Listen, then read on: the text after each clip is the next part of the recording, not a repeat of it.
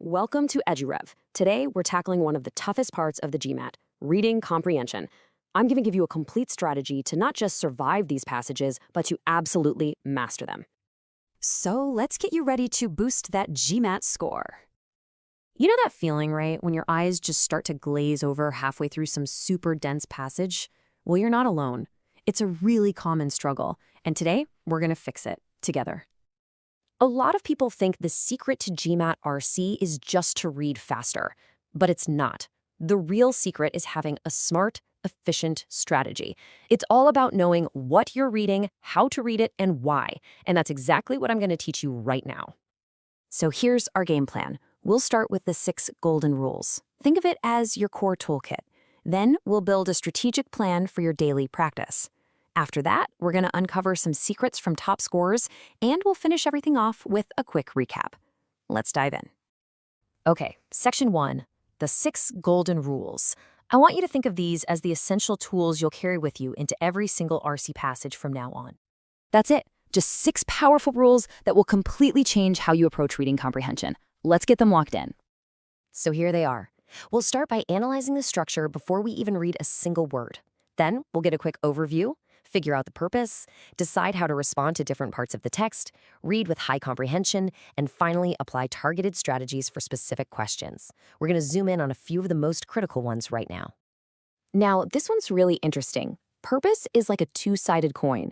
On one side, you've got to understand what the GMAT question is actually asking you to do. Is it asking for the main idea or for an inference? Then on the other side, you need to figure out the author's goal. Are they trying to persuade you of something or just inform you? Nailing both of these helps you read with incredible focus.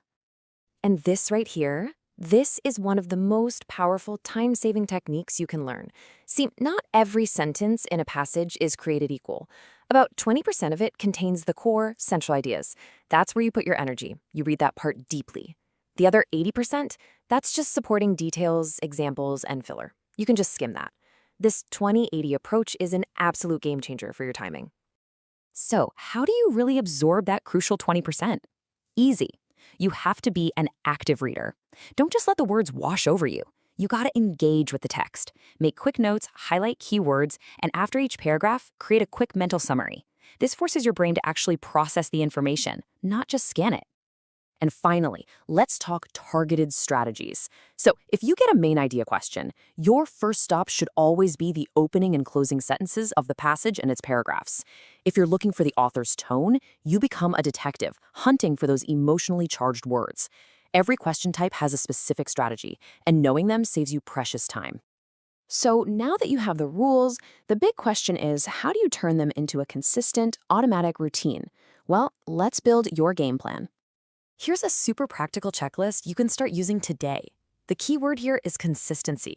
A little bit every day, reading articles, practicing passages, using that skimming technique, it builds up your mental muscle and stamina.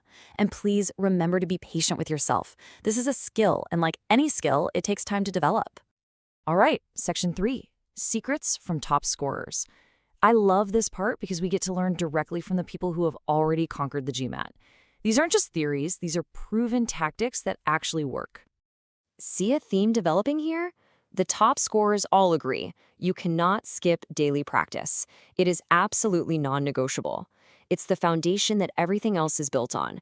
It's kind of like a musician practicing their scales every single day.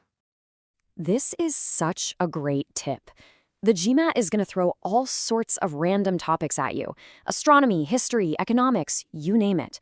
The more widely you read, the less likely you are to get intimidated by a passage. Familiarity really does breed confidence. And here we are again with active reading. Top scorers don't just read, they have a conversation with the text. They ask questions, they challenge assumptions, they're constantly predicting what's coming next. This deep level of engagement is what leads to really high retention. And finally, just practicing isn't enough. You have to analyze your performance. Every single mistake is a learning opportunity. Why did you get it wrong? What was your thought process? This kind of detailed error analysis is exactly how you turn your weaknesses into strengths. All right, we have covered a ton of ground. Let's do a really quick final recap to make sure these key ideas are locked into your memory for good. So just remember, It's strategy over speed. The 6 golden rules are your new best friends. Use that 20/80 principle to focus your energy where it counts. Make practice a daily habit and analyze every single error. You now have the complete strategic framework. The knowledge is all yours. Now it's time to put it into action through consistent, dedicated practice. And to help you with that, you can continue your journey to GMAT mastery by downloading the EduRev app. It's packed with lessons, timed mock tests, and tons of practice passages where you can apply everything we've talked about today. It's available on both the Play Store and the iOS App Store. So I'll just leave you with this one question to think about. With these new strategies and a real commitment to practice, what score is now possible for you? Go find out. Thanks for joining me.